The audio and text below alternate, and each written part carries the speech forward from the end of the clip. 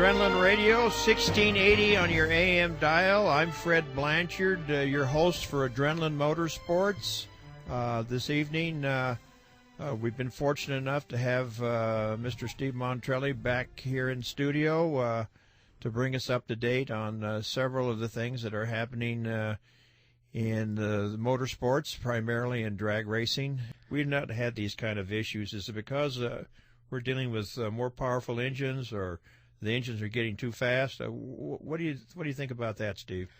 Well, all of the cars, whether they're pro stock cars, they're running 214 miles an hour now, roughly, right around 214, and they run in the 640 something. At 13. Now, these are the pro stocks, right? These are pro stockers. Wow. They're supposedly supposed to be, go to the races on Sunday and buy one on Monday at the race at the dealership. Well, these cars are so. Well, they're sophisticated, that's for sure. They're definitely not like what you would buy at the dealership. Yeah. But what the Top Fuel cars are running 1,000 feet. They're running almost 320. Well, one of them ran 321 miles an hour again. At 1,000 feet. 1,000 feet. So they're looking into taking in, making the engine smaller, taking the mag off the car, making the blower smaller, making the engine smaller.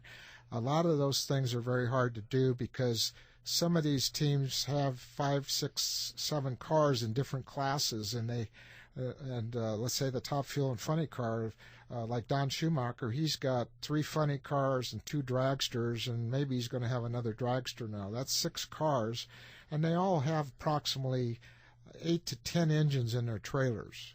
Steve, the thing that you've alluded to is that some of the people don't know is that these Top Fuel cars, the current setup on those they're running dual magnetos to burn the fuel to give you the horsepower that you need to have. And I guess with progress, as you know, I guess the development of large capacity fuel pumps and the means in which to burn the fuel to create the more horsepower. And some say that that is reaching a point to where it's getting out of control. What's your thought on that? I agree 100%. I think that what they need to do is they need to, however they're going to make the changes on the engine, whether they go to a 50-gallon fuel pump instead of a 100-gallon fuel pump, 90-gallon fuel pump, instead of running a 1471 blower, go back down to a 1071, take one mag away. That will mean they can take the fuel pump away because with one ignition they will not be able to fire the fuel. That doesn't mean they won't run the same amount of fuel with the smaller engine, but it will not work the same way. Actually, the engines will be more efficient. They won't blow up as easy, and they should be able to go back to 1320 and say run 260, 280, 280 miles an hour in a quarter mile, and maybe 560, 550, 40, somewhere in there instead of what they're doing right now. Well, the economy has definitely had an effect on this type of racing, and you can certainly see it by how many cars show up to participate in each given field, such as the Top Fuel cars, the funny cars, and at that level. The other thing it's starting to be noticeable is that you're seeing that crowds are not as plentiful as the shows that have been before. When I say the show, I talk about NHRA being the big show, and that's the term used today, I guess. Everybody qualifies for the big show, and then we're dealing with that, and then of course the sponsors want to be able to have their names on the cars where they can be seen, and it's television time and what have you. And now it's getting to be where it's not so advantageous to advertise anymore, and so with the economy the way it is, they're kind of backing out of that part of it, and the guys still want to race and they want to have fun. So it's you're seeing some changes, and I think our sport, as we know it, is going through what we call an evolution. It kind of seems like to me.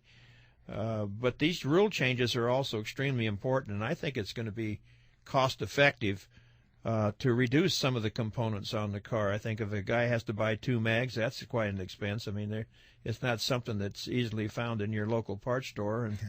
And then the nitromethane, the fuel that they use, is becoming more and more costly. And what do you know about some of that, Steve? Do you hear of any rumors about any of the costs escalating on these parts? Well, not so much. I think it's kind of set again. They were having some problems with getting fuel and some problems of how much fuel was being traveled down the road with so much fuel in these vehicles.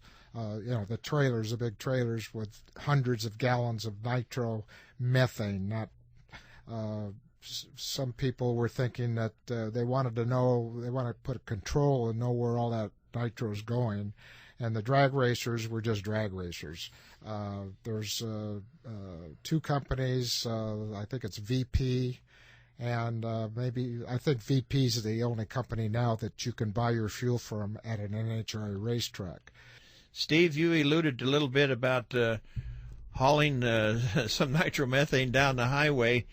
And one of the things I wanted to talk to you about, because that's very interesting, it's the governing bodies of our country and our state has kind of come down on those that deal with this type of product, because it's not only used for drag racing, it's used industrially for a variety of things, and we no longer source it here in this country. Why don't you tell us a little bit about that?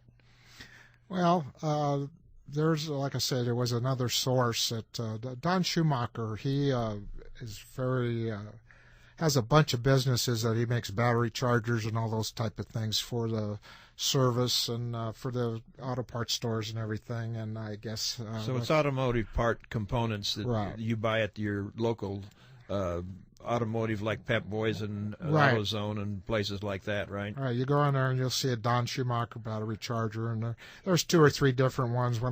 Years ago when I worked for him, he used to give one to every fuel-funded car dragster guy, whenever they needed one. It was a real nice unit. He's always been that way, but he's real big in the electronic type business.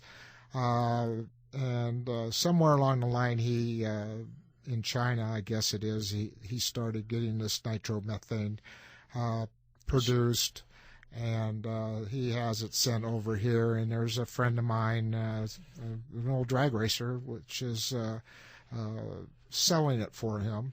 And it's no hidden deal. He just maintains the West Coast and all the nostalgia type stuff over here. What is it, kind of because of short supply or the rules and regulations to get it into the country? Is that we're not dealing with it here anymore in this country, or how did that come about? What's going on there?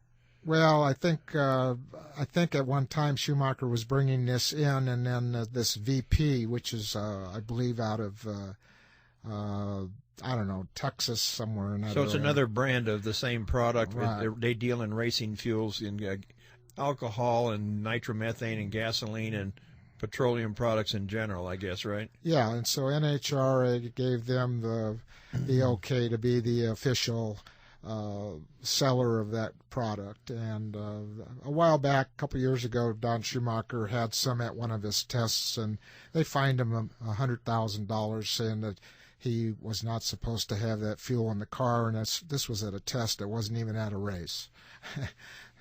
Wow. So that's a lot of money for a fine from an organization that's not a governing body of our country. Well, I would say that's the biggest fine anybody's ever gotten. Wow.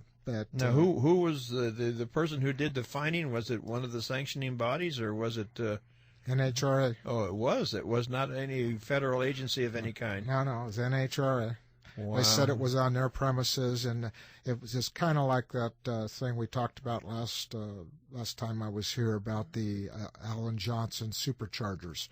If you don't take the product in and have it tested and checked and okayed before you bring it to the racetrack, then it's not legal. And so if you do bring something there and they happen to say, okay, you take this product off your car, we want to test it, it's their show and you have to go by their rules.